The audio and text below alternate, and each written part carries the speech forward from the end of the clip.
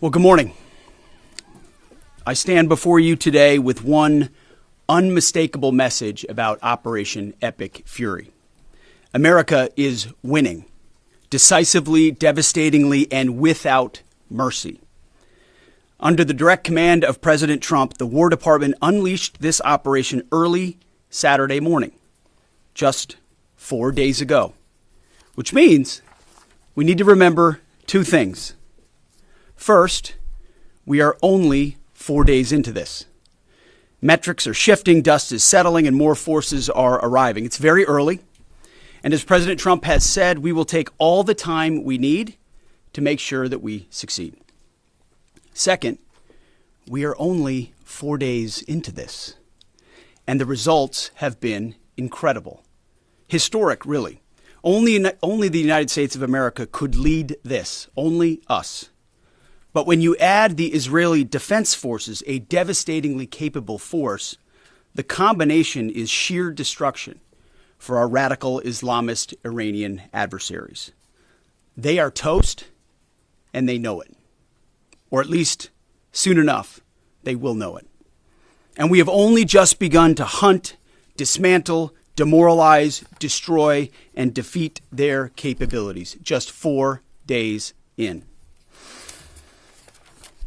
Starting last night and to be completed in a few days, in under a week, the two most powerful air forces in the world will have complete control of Iranian skies, uncontested airspace. I hope all the folks watching understand what uncontested airspace and complete control means. It means we will fly all day, all night, day and night, finding, fixing, and finishing the missiles and defense industrial base of the Iranian military, finding and fixing their leaders and their military leaders, flying over Tehran, flying over Iran, flying over their capital, flying over the IRGC, Iranian leaders looking up and seeing only U.S. and Israeli air power every minute of every day until we decide it's over. And Iran will be able to do nothing about it. B-2s, B-52s, B-1s, Predator drones, fighters, controlling the skies, picking targets. Death and destruction from the sky all day long. We're playing for keeps. Our warfighters have maximum authorities granted personally by the president and yours truly. Our rules of engagement are bold, precise, and designed to unleash American power, not shackle it. This was never meant to be a fair fight, and it is not a fair fight. We are punching them while they're down, which is exactly how it should be. Thus far, Operation Epic Fury has delivered twice the air power of shock and awe of Iraq in 2003, minus Paul Bremer and the nation building. The campaign has 7 times the intensity of Israel's previous operations against Iran during the 12-day war. 7 times. And as President Trump said, more and larger waves are coming. We are just getting started. We are accelerating, not decelerating. Iran's capabilities are evaporating by the hour, while American strength grows fiercer, smarter, and utterly dominant. More bombers and more fighters are arriving just today. And now, with complete control of the skies, we will be using 500-pound, 1,000-pound, and 2,000-pound GPS and laser-guided precision gravity bombs, of which we have a nearly unlimited stockpile. We used more exquisite standoff munitions at the start, but no longer need to. Our stockpiles of those, as well as Patriots, remains extremely strong. The enemy can no longer shoot the volume of missiles they once did, not even close. And the chairman will lay out some of those percentages. So our air defenses and that of our allies have plenty of runway. We can sustain this fight easily for as long as we need to. And as I said yesterday, we set the terms. Now, you may not see much of it because the IRGC shut off the internet to the entirety of the country. They blind their people on purpose, just like they kill their own on purpose. Much was made of the volume of missiles Iran was able to shoot in the first few days. And sadly, as we projected, a few got through and killed 6 of our best, who will hopefully arrive home soon. We will avenge them, no doubt. But I liken Iran's predicament to a football team who scripted the first 20 plays of a game. The team knew what plays to run because their first few drives were scripted. But now that the game has started and the blitz is on, they don't know what plays to call, let alone how to get in the huddle and call those plays. Iran's senior leaders are dead. The so-called governing council that might have selected a successor, dead, missing, or cowering in bunkers, too terrified to even occupy the same room. Senior generals, mid-level officers, enlisted ranks, they can't talk or communicate, let alone mount a coordinated and sustained offensive. That's not great for morale. The Iranian Air Force is no more, built for 1996, destroyed in 2026. The Iranian Navy rests at the bottom of the Persian Gulf. Combat ineffective, decimated, destroyed, defeated, pick your adjective. In fact, last night, we sunk their prize ship, the Soleimani. Looks like POTUS got him twice. Their Navy, not a factor. Pick your adjective, it is no more. In fact, yesterday, in the Indian Ocean, and we'll play it on the screen there, an American submarine sunk an Iranian warship that thought it was safe in international waters. Instead, it was sunk by a torpedo. Quiet death. The first sinking of an enemy ship by a torpedo since World War II. Like in that war, back when we were still the War Department, we are fighting to win. Also, yesterday, the leader of the unit who attempted to assassinate President Trump has been hunted down and killed. Iran tried to kill President Trump, and President Trump got the last laugh. Now, this is not a mission accomplished situation. This is simply a reality check. The combination of U.S. and Israeli intelligence and combat power will control Iran, and will control it soon. Sure, Iran will still be able to shoot some missiles, and still be able to launch one-way attack drones at civilian targets, and their proxies will attempt to attack our embassies, bases, and soft targets.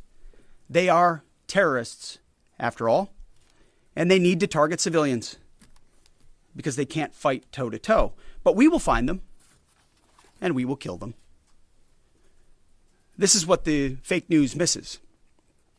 We've taken control of Iran's airspace and waterways without boots on the ground. We control their fate.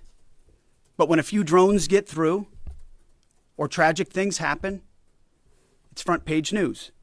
I get it. The press only wants to make the president look bad, but try for once to report the reality.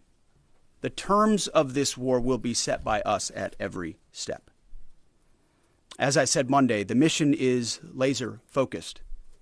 Obliterate Iran's missiles and drones and facilities that produce them, annihilate its navy and critical security infrastructure, and sever their pathway to nuclear weapons. Iran will never possess a nuclear bomb, not on our watch, not ever.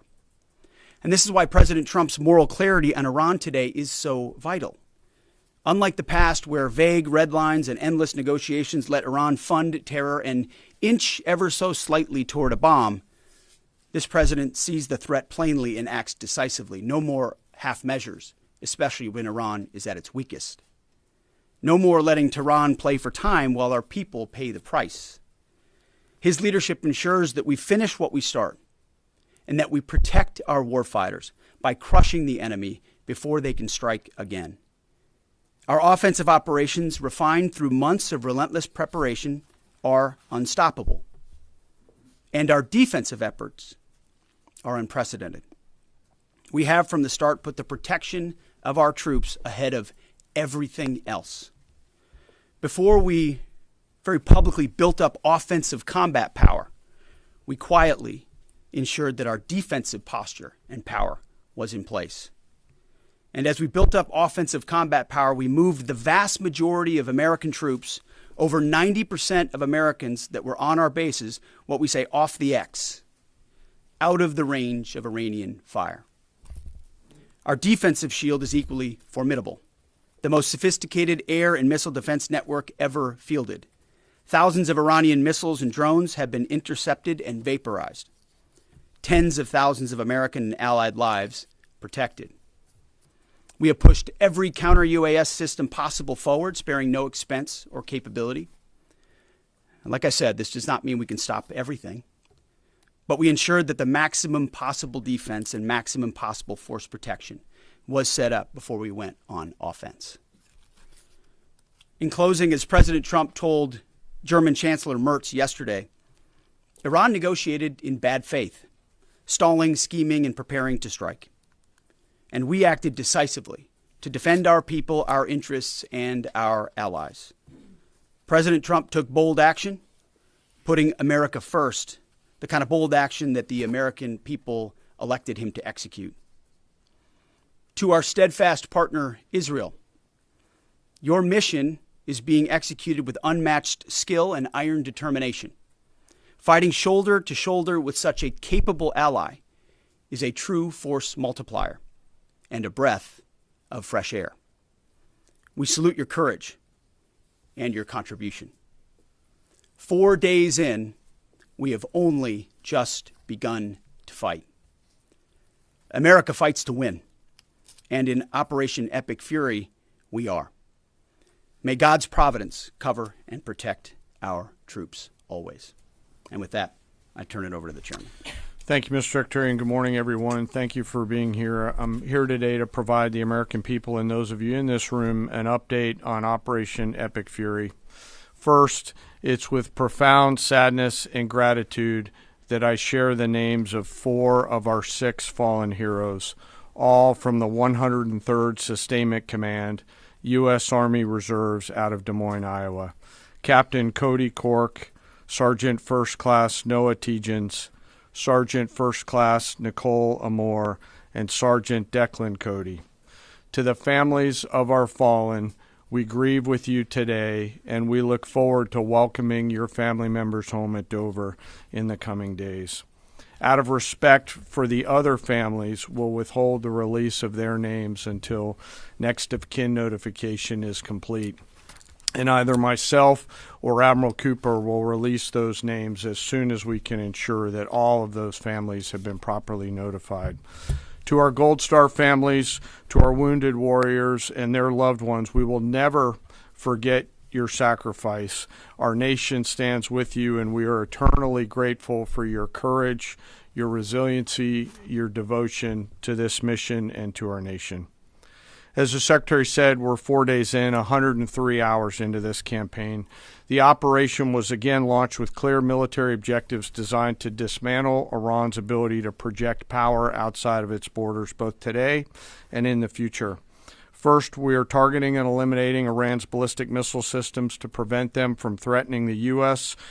Forces, partners, and interests in the region. Second, we are destroying the Iranian Navy, degrading its capacity, capability, and ability to conduct operations, not just in the Central Command AOR, but as the Secretary showed in the video, around the world. Third, we're ensuring Iran cannot rapidly rebuild or reconstitute its combat capability or combat power, and those phases will begin as the campaign continues. As of this morning, U.S. Central Command is making steady progress. Iran's theater ballistic missile shots fired are down 86% from the first day of fighting, with a 23% decrease just in the last 24 hours. And their one-way attack drone shots are down 73% from the opening days. This progress has allowed CENTCOM to establish localized air superiority across the southern flank of the Iranian coast and penetrate their defenses with overwhelming precision and firepower. We will now begin to expand inland, striking progressively deeper into Iranian territory and creating additional freedom of maneuver for U.S. forces. Let me explain a little bit about how we're thinking about staying ahead of the enemy. First, over the past several weeks, Admiral Cooper and the CENTCOM team have refined their operational approach to the region. Their planners identified key centers of gravity that would allow Iran to project power outside of its borders. They thought about how to isolate critical vulnerabilities and determined where, with precision, the greatest strategic effect could be achieved.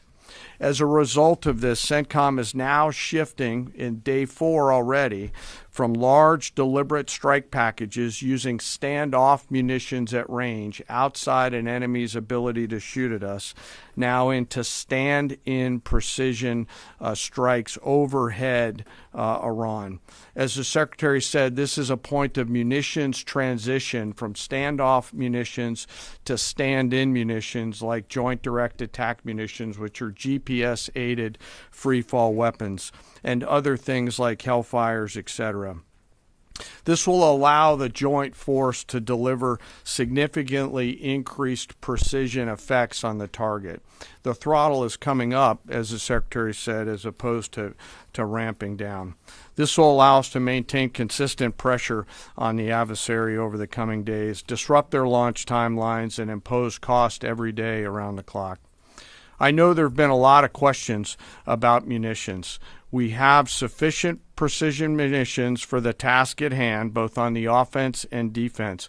But I want to tell you, teammates, as a matter of practice, I don't want to be talking about quantities. And I know there's been a great debate about that, and I appreciate the interest, but just know that we consider that an operational security matter. Let me flip to the map here. Hopefully I don't kill anybody with a laser pointer. As I mentioned earlier, and for you with the camera right there, my friend, I hope I don't ricochet off and hurt you. Over the initial days, the U.S. Joint Forces continued to attack and attrit ballistic missile capabilities as well as integrated air defense capabilities along the southern axis. Along the northern axis, Israel and the Israeli Air Force has predominantly been working integrated air defense targets along the northern flank, as well as medium-range ballistic missile capability as well. From the sea, the USS Ford has continued to project combat power here, as well as the bomber pulses that we talked about in the opening days of this briefing. Along the southern axis, the USS Abraham Lincoln Strike Group has continued to provide pressure from the sea along the southeastern side of the coast and has been attriting naval capability all along the strait and up into the Arabian Gulf at a size and scale sufficiently to address the targets required. To date, we've hit over 2,000 targets, as Admiral Cooper said in his video last night. We've destroyed more than 20 Iranian naval vessels, including, in addition to the frigate outside of the area, one submarine, and effectively neutralized at this point in time Iran's major naval presence in theater out there. As the Secretary showed the video, for the first time since 1945, a United States Navy fast attack submarine has sunk an enemy combatant ship using a single Mark 48 torpedo to achieve immediate effect, sending the warship to the bottom of the sea. I want to remind everybody that this is an incredible demonstration of America's global reach. To hunt, find, and kill an out-of-area deployer is something that only the United States can do at this type of scale. Over the next 24 to 48 hours, CENTCOM will continue to strike infrastructure and naval capability, and we'll continue to assess our progress against the military objectives. It does take time for us to collect that information and to assess en route. Much of our intelligence, surveillance, and reconnaissance capability is currently hunting and killing ballistic missile launchers and one-way attack capability. We're precise in that assessment, and we call balls and strikes in that assessment. We take that matter seriously. Iran, on the other hand, has been indiscriminate and more imprecise in their attacks. They fired more than 500 ballistic missiles and more than 2,000 drones, striking innocent civilian targets throughout the region. Our partners are answering the call to defend themselves right alongside us. Jordan, Bahrain, Saudi Arabia, the UAE, Qatar, and Kuwait are all defending their people with their own combat capability, with precision and restraint. Jordanian air defense crews recently intercepted a cluster of Iranian one-way attack drones headed to Amman. Bahrain's air defense forces shot down an inbound drone approaching Manama's maritime infrastructure, protecting both their population and critical shipping lanes. Saudi Patriot batteries stopped a salvo of ballistic missiles aimed at energy facilities near Dhahran. The UAE neutralized multiple drones targeting Abu Dhabi's industrial zone, demonstrating speed and precision. And Qatari fighters for the first time have shot down 2 Iranian bombers that were en route to their location. Together, these nations are helping to defend themselves and project power as required against the enemy. We're 100 hours in. It's still very early, as the Secretary said, but the balance is shifting. We've always got to remember that these operations are complex, dangerous, and far from over. Our soldiers, sailors, airmen, Marines, Guardians, and Coast Guardsmen remain in harm's way, and we must be clear-eyed that the risk is still high. This is combat. Let us never forget this. As we continue, I ask that we hold all of our deployed teammates in our thoughts, those standing the watch, flying the sorties, sustaining the fight, and carrying our nation's burden. And I'll stop where I started, and that's remembering our 6 fallen who will return home as soon as possible.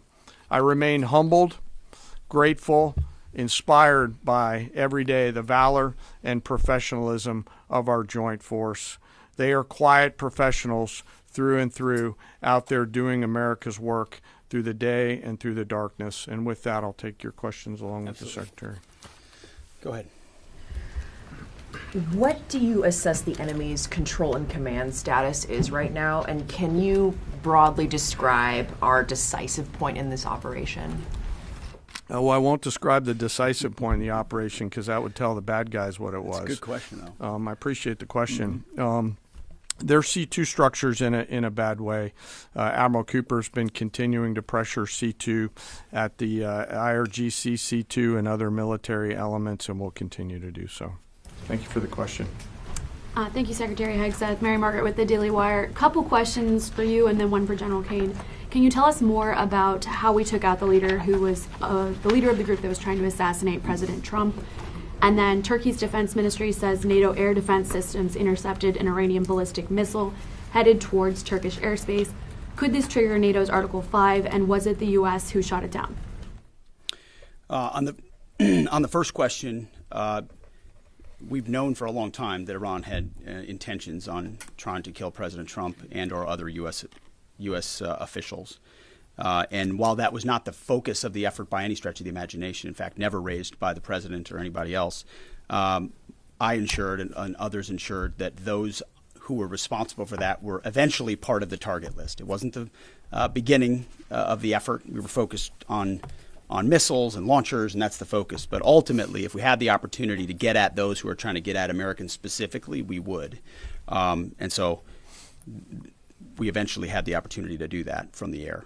And then on the matter with Turkey, I'll have to get back to you on exactly what the intercept looked like at that. We're aware of that particular engagement, although no sense that it would trigger anything like Article 5. No. Tie right there. You got a tie on. Yeah.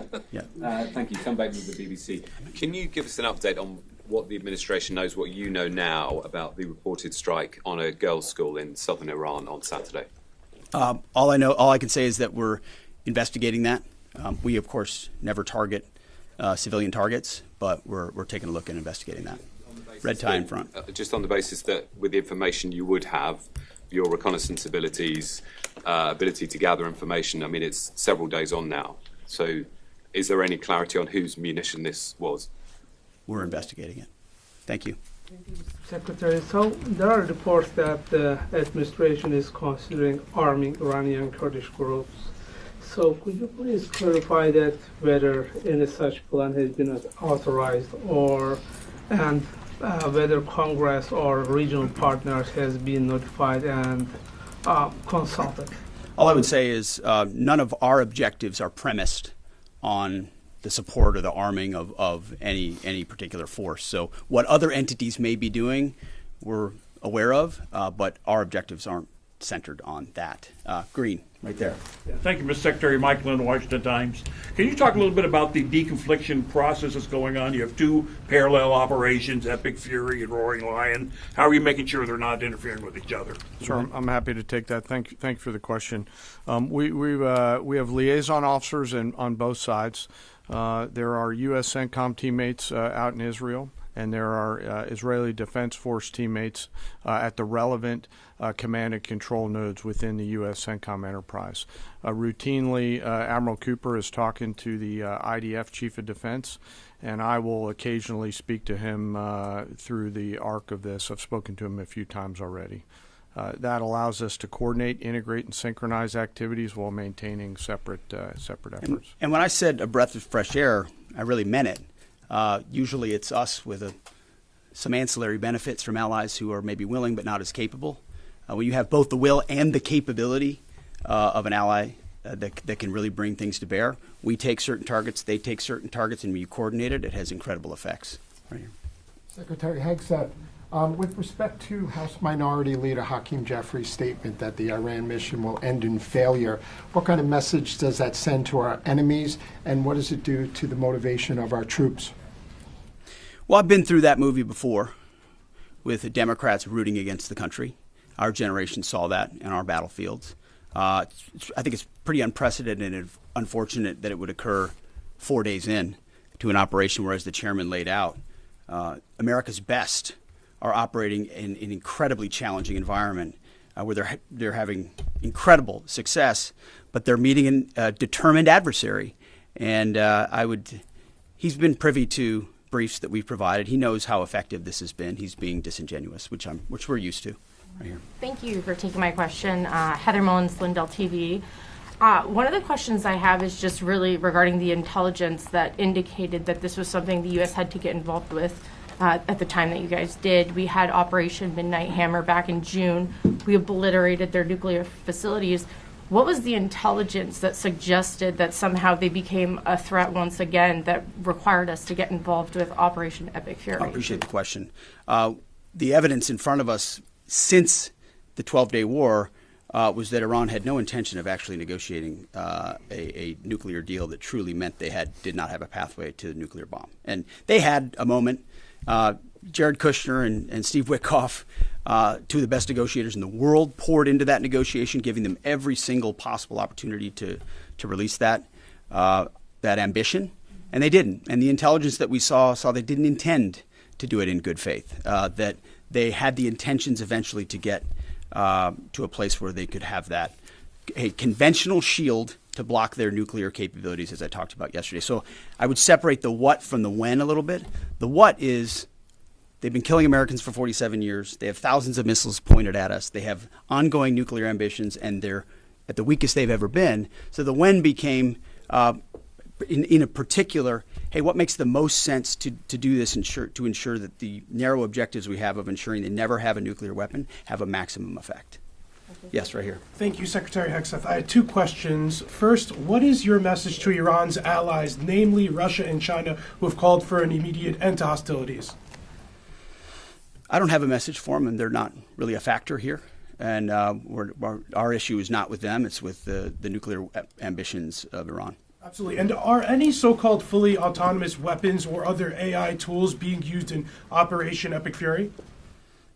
We've got a lot of autonomous systems, or systems that drones and others incorporated with smart AI aspects to them, but a lot of which I can't talk about here. Yeah. Yellow, right there. Yes, ma'am. Thank you very much, Mr. Secretary. As you know, China is accusing the United States of invading in Iran, a sovereign nation, and North Korea, which cooperate with Iran on nuclear development, has declared its commitment to protecting Iran. What is the United States' strategic response to this? And I have a second one.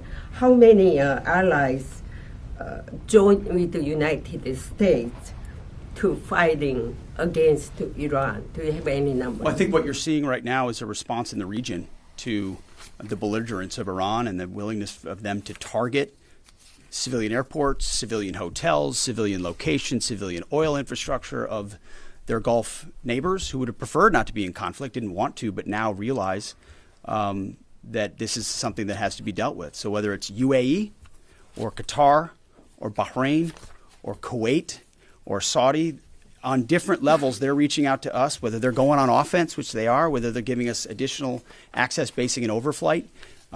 We're working very closely and collaborating with them. Also on air defenses. The air defense capabilities of those countries are significant, and when combined with ours and we coordinate, it brings simplicity to the shot doctrine, so we make sure we're using less munitions but being more effective with what we shoot at. And as it pertains to other countries, I'll sort of give the same question. They don't really bear on the case of Iran. We're going to deal with Iran's nuclear ambitions, and that'll send plenty of signals in the process. Right there. Purple. Are you going to help get Americans out of the region? The military going to help? Secretary, I have two questions. One question for you and the other question for Mr. Chairman. You ruled out that you are not engaging with the Kurdish forces, Iranian Kurdish forces, to incursion from the Kurdistan region to Iran. But now and today, Iranian said that under threatening the Kurdistan region, they said clearly if there is any incursion from the Kurdistan region, they will attack all the Kurdistan region and go war with the Kurdistan region. What's your comment on that? And a question for Mr. Chairman, given comments that the U.S. forces might be deployed if necessary, under what specific conditions would you determine that deploying U.S. boots on the ground is necessary, and how would such a decision support and advance your stated strategic goals?